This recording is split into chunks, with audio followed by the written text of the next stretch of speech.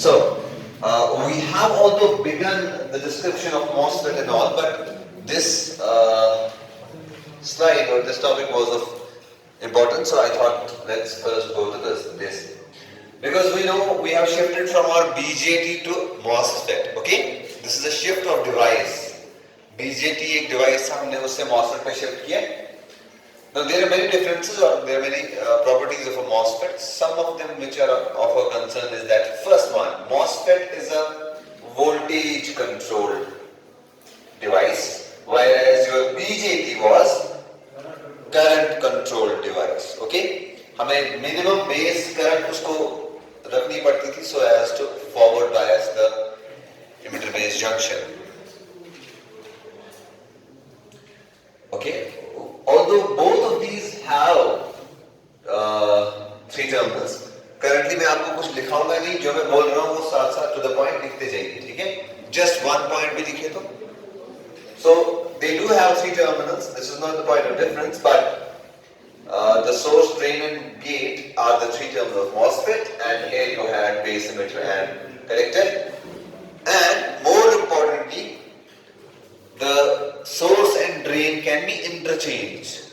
Source and drain can be interchanged because the symmetrical device. ठीक है? बेटा आप दोनों जरा आगे आ जाओ. हाँ आप दोनों आगे आ जाओ. जी. बिल्कुल यहाँ फ्रेंड बैच में. So, as I said already that BJT is asymmetrical whereas your MOSFET is symmetrical in structure. So one of the major advantage of a MOSFET is that it is used for high power applications, whereas BJT are more commonly used in low current applications. ठीक है sir अभी आए थे ना lab में तो उन्होंने कहा कि what matters ultimately for a power supply is not just the voltage but the overall power, and to be precise, it is the current that actually drives the circuit. क्या? It is the current that actually drives the circuit. मतलब आप charger देखते हैं दो type के, 1 ampere and 2 ampere. 2 ampere वाला ज्यादा performance क्यों देता है? Because उसकी करंट ज्यादा है. So charging time is also less. So it is the current that actually drives the circuit. या आपका मोटर है सपोज, मोटर के अंदर आप चाहते हैं कि इसको हम थोड़ा तेज चलाएं. So it is the current actually internally that should increase. So V into I is the power. Okay, power का बराबर है V into I, voltage into current. So it is the power ultimately that matters, not just the voltage. So high power applications के लिए आपका MOSFET use होगा. Like BJT depends or it operates based upon the current at its base terminal. BJT operates based on the base current, whereas MOSFET operation depends on the gate voltage VG. Base current कितनी होगी उसी हिसाब से transistor हमारा on off होता है. यहाँ पे गेट वोल्टेज कितनी होगी उस हिसाब से हमारा MOSFET काम करेगा. ठीक है? लेकिन MOSFET स्ट्रक्चर हमारा थोड़ा कॉम्प्लेक्स होगा and BJT is slightly simple. ठीक? So this is one slide that was left uncovered. Now what is our topic today is? Our topic for today is, now this is the next shift to the topic. Energy band diagrams. Heading लिखिए आप energy band diagrams. एक बात आता है आपके syllabus में heading है. अब तक जो हमने देखा था, आपने क्या क्या देखा अब तक इस चैप्टर में? आप बताओ क्या क्या देखा आपने? शाबाश इन्होंने MOSFET वाले चैप्टर में क्या क्या देखा है? NMOS, PMOS, T और structure of a MOSFET, difference between BJT and MOSFET, right? ठीक? And some of the applications. Now we are shifting to the energy band diagram. The next heading is right. Now in order to understand energy band diagrams, we need to first know what are energy bands. Okay? Definition of energy bands. आपने ये 12th में भी शायद किया होगा. Do you know about energy bands? अरे यार देखिए किसी भी material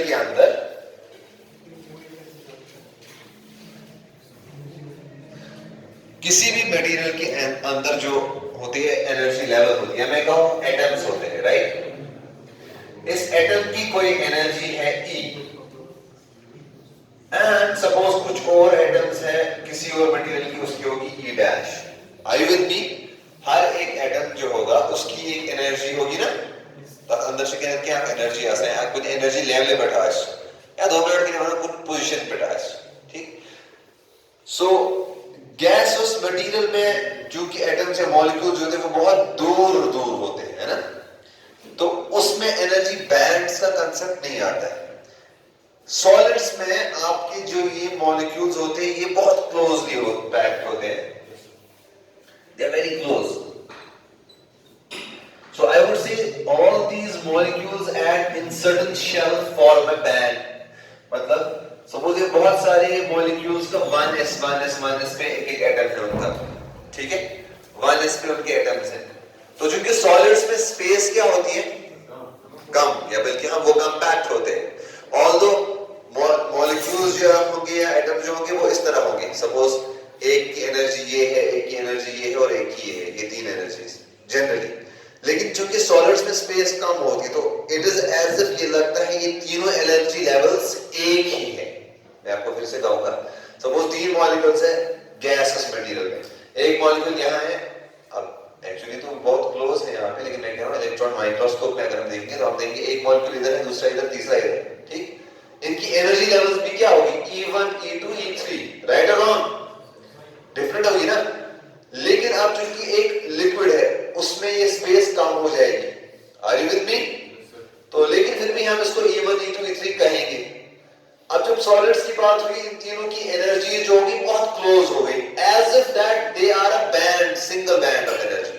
so this is called energy band. हम इस सबको एक एनर्जी बैंड कहेंगे, ठीक। तो क्या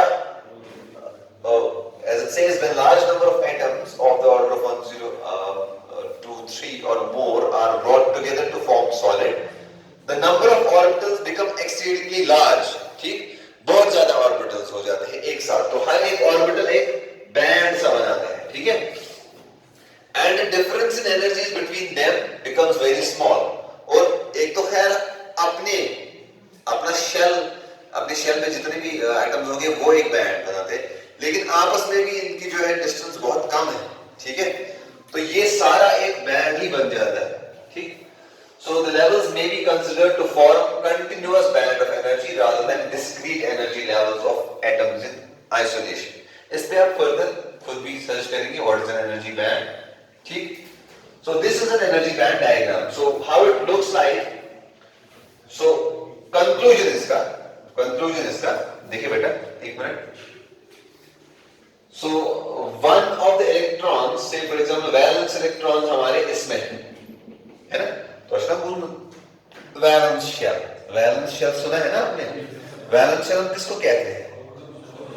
हाँ, आउटर मोस्ट शेल, जहां पे कोई वैकेंसी होगी, राइट, या जहां पे कुछ फ्री इलेक्ट्रॉन्स होंगे who are ready to make some bonds, right?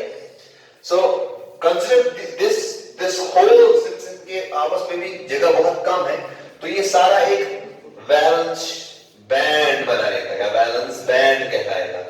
जहां पे इलेक्ट्रॉन्स है वो सारे मिलके एक वैलेंस बैंड बनाएंगे। तो इन सारी एनर्जीज को हमने रिप्रेजेंट किया एक बैंड से, उसका नाम हमने रखा वैलेंस बैंड। वैलेंस बैंड में क्या होंगे? सारे इलेक्ट्रॉन्स। वैलेंस इलेक्ट्रॉन्स ही नहीं होंगे, वैलेंस इलेक्ट्रॉन्स तो शायद खाली यहां पे होंगे इसकी टॉप लेयर पे, क्योंकि बाकी जो स्टेबल शेल्स भी है वो भी है ना इसके साथ ही, क्योंकि डिस्टेंस बहुत कम है, तो इसमें ना ही वैलेंस बैंड्स होंगे बल्कि सारे बैंड्स होंगे एक एटम के, जो भी जितने भी बैंड्स होंगे वो सारे इसके अंदर होंगे। But ideally we name it as valence band, क्योंकि मैक्सिमम इलेक्ट्रॉन्स जो रिएक्शन के लिए या कोई एक्शन के लिए तैयार है वो कहां पे होंगे? वैलेंस बैंड, ठीक है ना। जब मैं इनको एनर्जी दूंगा, सपोज मैंने कोई एनर्जी दी इनको, एनर्जी ई, तो ये वैलेंस बैंड उठ के चले जाते हैं कंडक्शन बैंड में। Is that okay? So that is why this band, this separate energy levels. Eyes on board, please. Now this is not a place where you need to be busy again. If you're given leverages, if you're given leeway, then you should be here and you should be here exactly. Right?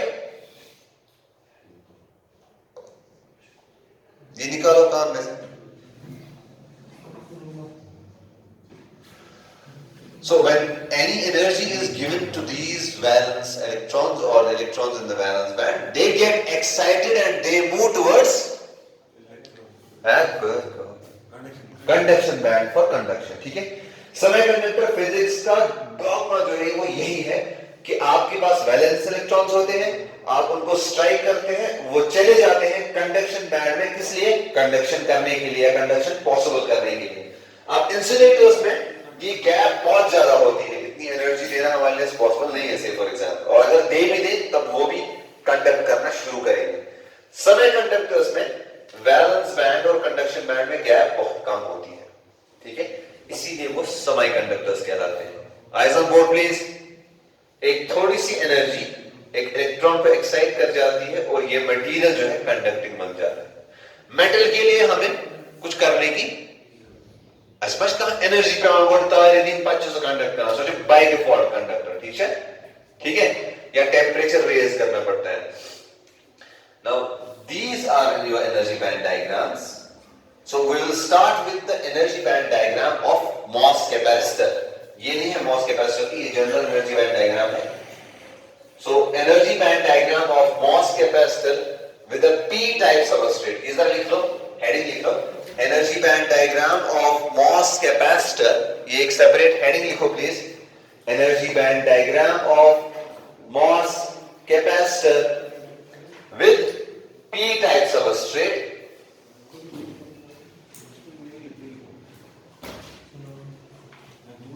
मैंने figure number भी deliberately रखा वहीं पे, because आगे जो figures है वहां पे नंबर्स ताकि आप कंफ्यूज ना हो। 10.4 है आगे फिगर है, उसको हम देखेंगे। सो उसमें जो पहली फिगर होगी 10.4a shows the ideal case with zero bias। आप इसमें हेडिंग लिखिए, क्या लिखा है आपने heading? Energy band diagram of MOS capacitor with p-type substrate, p-type substrate at various with various bias conditions, energy band diagram of MOS capacitor with p-type substrate at various bias conditions. No worries, I will share this PPT with you also. ठीक है? अच्छा, आपने ध्यान नहीं दिया, यहां पे जो लेवल है ना, ये dotted line, eyes on board please. ये डॉटेड लाइन जो है ना, डॉटेड लाइन, इसको हम कहते हैं फर्मी लेवल। इसका नाम सुना है? हाँ, फर्मी लेवल। ये एक समझ लो एक ऐसी एनर्जी लेवल है, it's a kind of an energy level that is determined.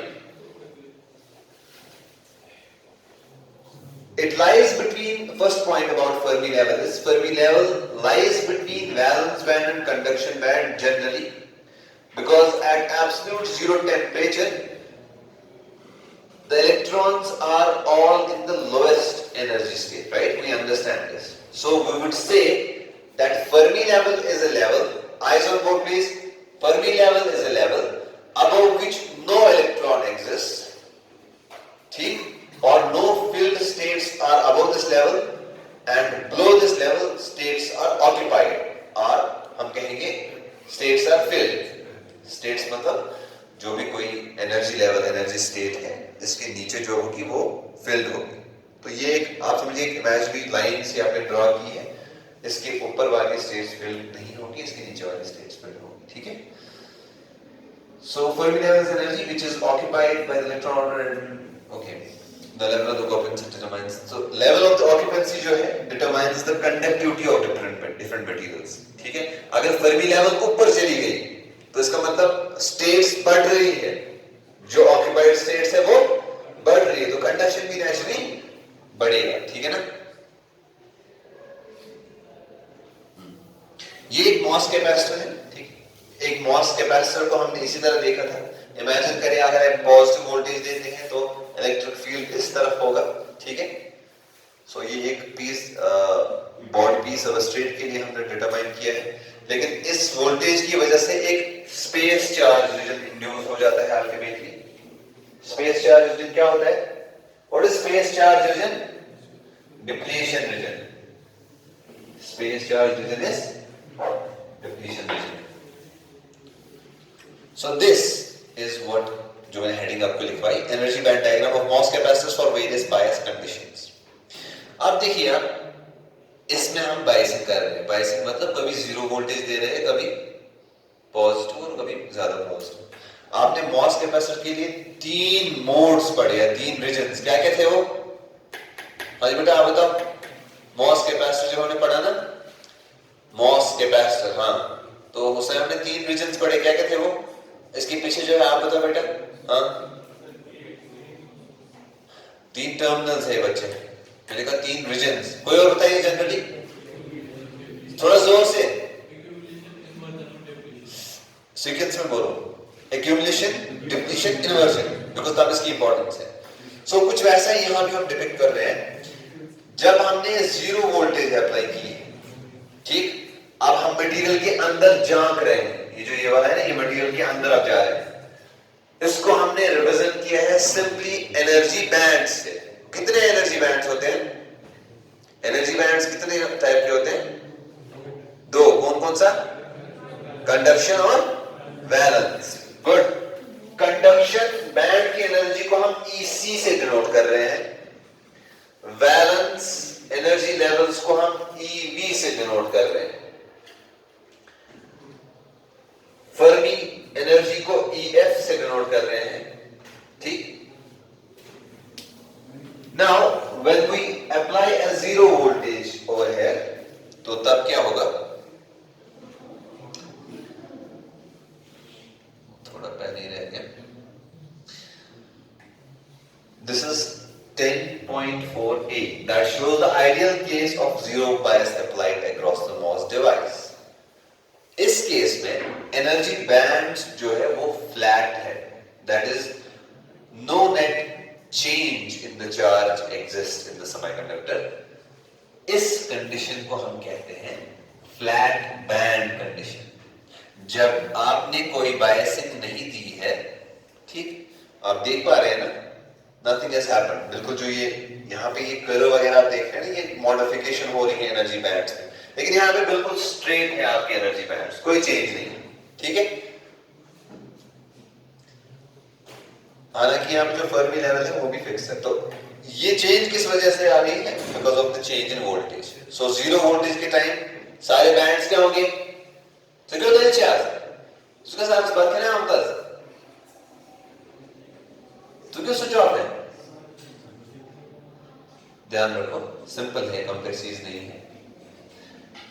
For no bias condition the energy bands will be flat, and इस केस को हम कहते हैं फ्लैट बैंड कंडीशन। जब हमारे सारे बैंड जो है फ्लैट होंगे, ठीक है, is known as flat band. Now in this figure, B वाली figure 10.4b shows that the energy band diagrams for the case when negative bias is applied. उसमें क्या हो रहा है? The valence band edges, या valence band edge is close to Fermi level at the oxide interface. देखते जरा, oxide interface के time जो ये वाली है ना valence band, ये काफी close चली गई है। ऐसा क्यों हुआ? मुझे बताओ, ऐसा क्यों? ऐसा इसलिए हुआ बिकॉज हमने एक वोल्टेज अप्लाई की यहाँ पे, उस वजह से चार्ज कैरियर्स यहाँ पे जमा होने लगे, ठीक है। जो ही जमा होने लगे ऑब्वियसली इसमें एक बेंड क्रिएट हो जाता है, ठीक है, that is used to depict the presence of charge carriers. Now what happens after this is the valence band edge is close to the Fermi level at the oxide semiconductor interface than in the bulk material, which implies that there is an accumulation. ये जरा ध्यान दीजिए, which implies that there is an accumulation of charge, but that accumulation as of now is holes, है ना, क्योंकि p type substrate है, negative voltage हमने ऊपर अप्लाई की। और भाई ध्यान दो, p type substrate है, ऊपर नेगेटिव वोल्टेज अप्लाई की, तो क्या होगा? आप बताइए क्या होगा? तो क्या चाहिए आंसर शाबाश? तो होल्स खींच के आएंगे ना, पी टाइप सबस्ट्रेट है, मटेरियल पी टाइप है, ऊपर हमने नेगेटिव वोल्टेज लगाई, तो ये खींच के आएंगे ना होल्स, ठीक है। तो क्या हो रहा है, accumulation of holes. So now the semiconductor surface appears to be more p-type. Surface के पास से ज्यादा क्या लग रहा है, p-type than the bulk. The Fermi level is constant in the semiconductor since the MOS system is in thermal equilibrium and no current is through the oxide because अभी हमें पता है कि कोई करंट वगैरह फ्लो नहीं करेगी. अब तीसरा केस, अब हमने नेगेटिव बायस के बदले आप देखो, अब चूंकि पहले ये लेवल आ रही थी close to this Fermi level, यहां पे अब चूंकि हमने पॉजिटिव बायस दिया तो बजाय अब क्लोज आने की, ये नहीं क्लोज नहीं आएगी, ये दूर जाएगी, बेंड करेगी डाउनवर्ड्स. ठीक. So figure 10.4c shows the energy band diagram of a MOS system when positive voltage is applied to the gate. The conduction and the valence band edges bends are shown in the figure indicating a space charge region. Space charge region क्या होता है? Depletion region का दूसरा नाम है space charge region. Similar to that of a p-n junction, the conduction band and the intrinsic Fermi levels move closer to the Fermi level. ठीक? By the way, आप intrinsic Fermi level वो level होती है जब आपका semiconductor बिल्कुल pure state में, उस लेवल को कहते हैं इंट्रिंसिक फर्मी लेवल. अगर आप ध्यान देंगे यहाँ पे हमने दो लेवल्स यहाँ पे इंडिकेट की थी, एक को हमने कहा था फर्मी लेवल EF और एक है EFI, इंट्रिंसिक सेमीकंडक्टर बाय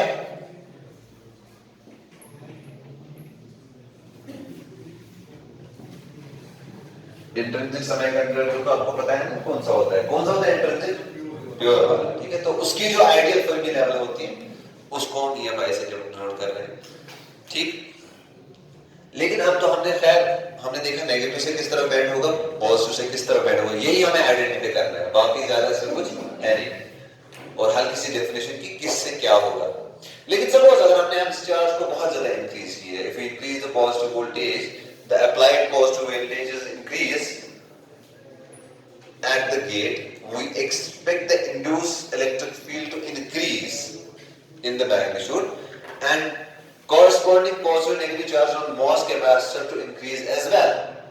इससे क्या होगा, large negative charge in the MOS capacitor implies जब बहुत ज्यादा चार्ज उसके अंदर बढ़ने लगेगा, क्योंकि देखिए जब आप पॉजिटिव वोल्टेज लगा रहे हैं ना, positive voltage substrate P type का है, इन्वर्शन हो जाएगा, है ना.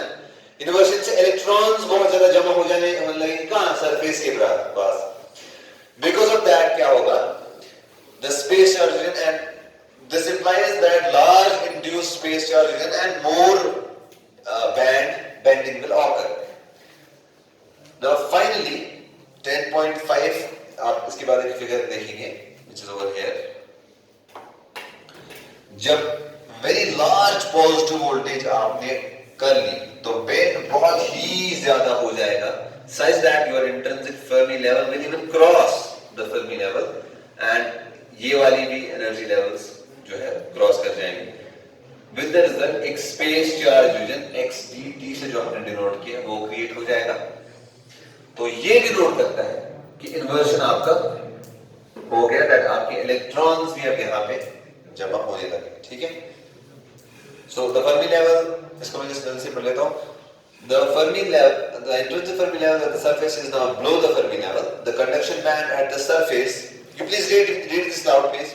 अपनी जगह पढ़ लो जरा सब इसको, बहुत ही सिंपल लैंग्वेज है. मैंने डेलिबरेटली सारा टेक्स्ट लगा दिया इसमें so that आपको समझने में आसानी, वरना प्रेजेंटेशन ऐसे नहीं बनाते हैं. Make sure whenever you are making your presentations, never so much text should be in your PPT, because I know this was to be shared with you, so that's why I kept it as it is.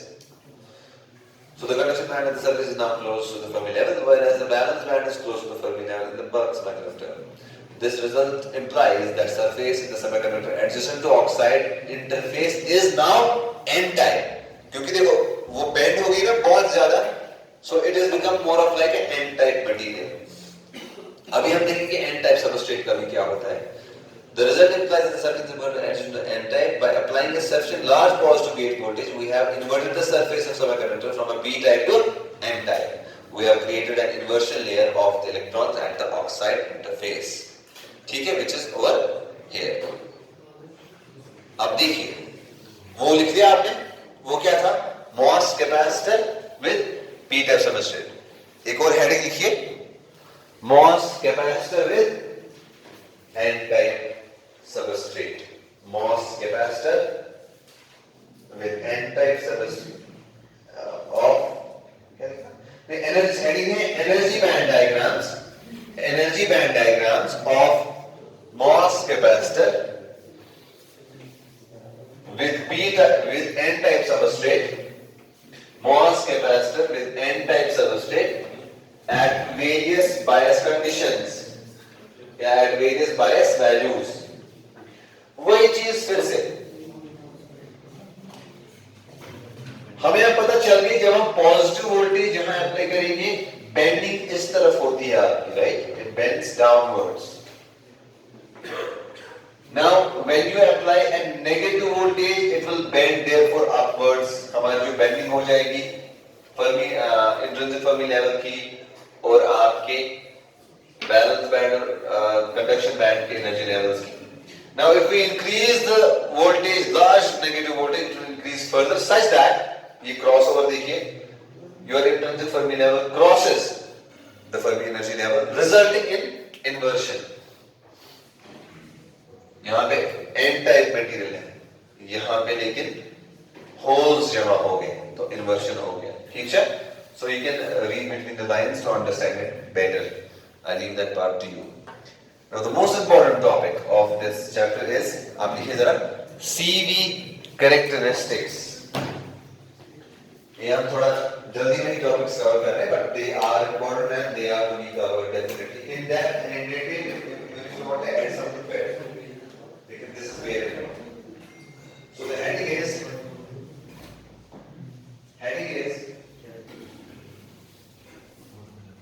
CV characteristics of MOS capacitor।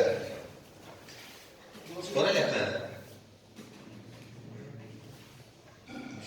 साइजन की क्या पढ़ा था, ऐसे सुषमा रोज दे दी थी my शूरी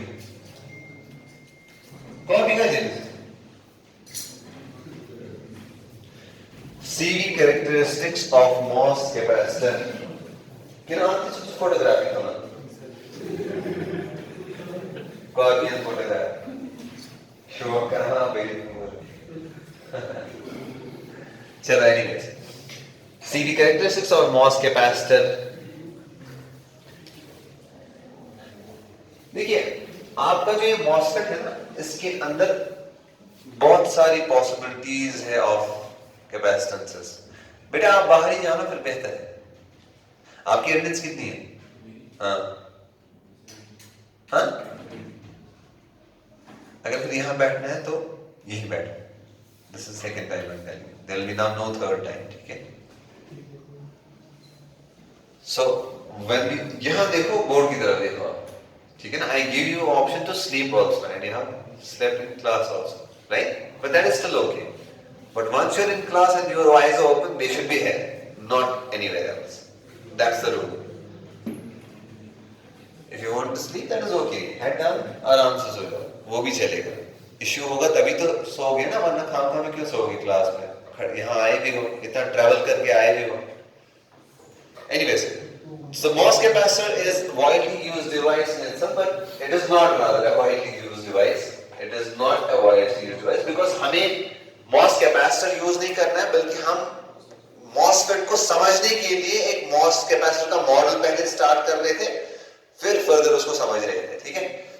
लेकिन it is definitely a part of MOS transistor which is by far the most widely used semiconductor and which contributes to the capacitance of overall MOSFET। I repeat, मैंने आपको MOS capacitor समझाया, लेकिन MOS capacitor एक हिस्सा है। हमने drain और source अभी नहीं कंसिडर किया था, तो शायद MOS कैपेसिटर क्या है? MOS कैपेसिटर जो बेसिकली ये आपका गेट है, ये आपका ड्रेन है, ये आपका सोर्स है। तो अगर हम ड्रेन और सोर्स कट करते हैं, जो यहां पे बचा ना ये स्ट्रक्चर, ये वाला, this is MOS capacitor. eyes on board please। if you cut the drain and source outside, what remains this region is MOS capacitor। so हमने पूरा ऑपरेशन समझने के लिए पहले MOS कैपेसिटर का ऑपरेशन समझा, कि कैसे यहां पे अगर n प्लस मटेरियल है तो यहां पे n चैनल कैसे बनती है, ये n चैनल होती है, ये p सबस्ट्रेट है। तो हमने ये समझा p सबस्ट्रेट के पास n चैनल कैसे बनती है, सबको समझ आया कि नहीं? Can you raise your hands please जिसको समझ आया है। p सबस्ट्रेट के अंदर n चैनल कैसे बनती है? I want to see the hands. ये मुझे समझ दो। वही डिप्लीशन एंड इन्वर्जन क्या है?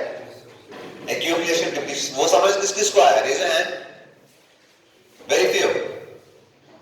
ओके, वही चीज समझाती है कि p सबस्ट्रेट में n चैनल कैसे बने। उतना जब हमें समझ आ गया, इसका मतलब मॉस कैपेसिटर किसका? मॉसफेट का ही हिस्सा है।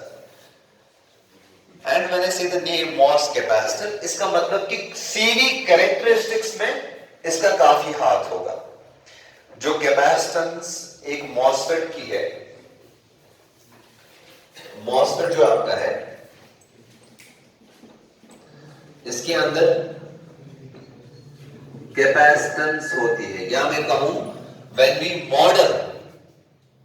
we model a MOSFET, आपको याद है हमने मॉडल बनाया था एक ट्रांजिस्टर का? Do you remember the model of a transistor? वहां पे हमने एक करंट सोर्स लिया था, मे बी एक रेजिस्टर लिया होगा and all that. Low frequency model of a transistor यहां पे क्लास में 2 स्लाइड्स है उस पे बस। लो फ्रीक्वेंसी, हाँ, पाई और T model, exactly correct.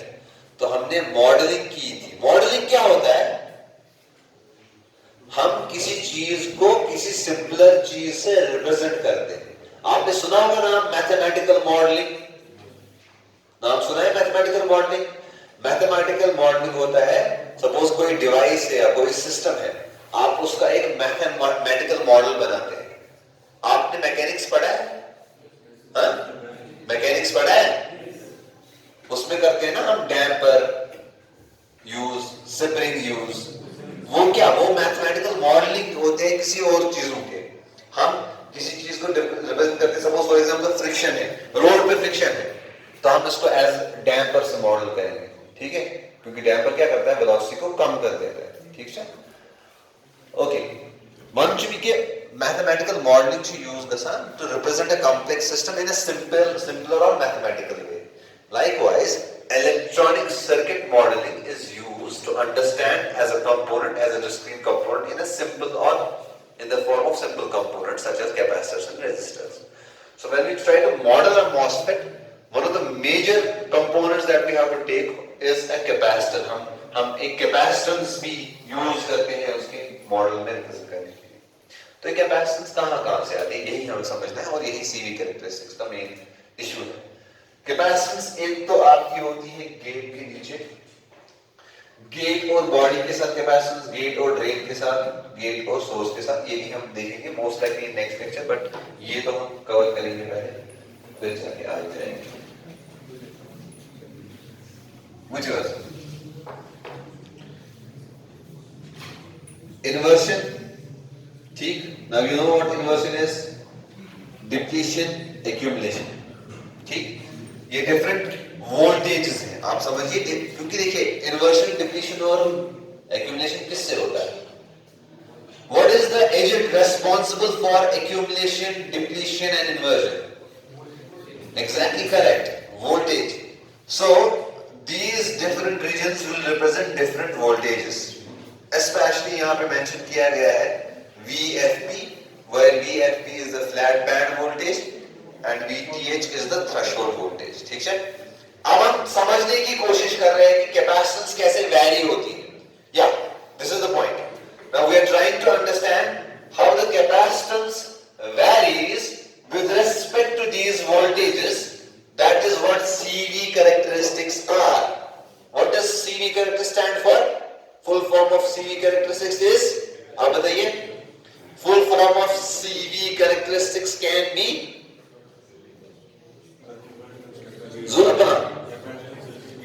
Capacitance versus voltage. तो हम गेट वोल्टेज कैपेसिटेंस, यहां पे असली क्लैश होना चाहिए, कैपेसिटेंस वर्सेस वोल्टेज, वही चीज है, capacitance versus voltage curve. What we're trying to understand over here is that how the capacitance changes as the voltage changes. Now, when you're in this range where the inversion takes place, your low frequency capacitance is of very low value. But as you increase the voltage, or I would say decrease the voltage actually for depending upon which substrate you are using, so it moves towards this, it increases.